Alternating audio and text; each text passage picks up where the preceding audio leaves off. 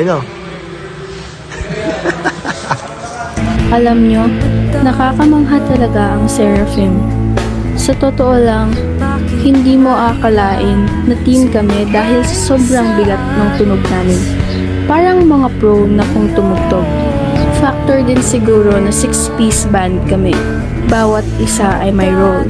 At dun talaga lumalabas yung chemistry namin na bihirang makita sa ganitong edad.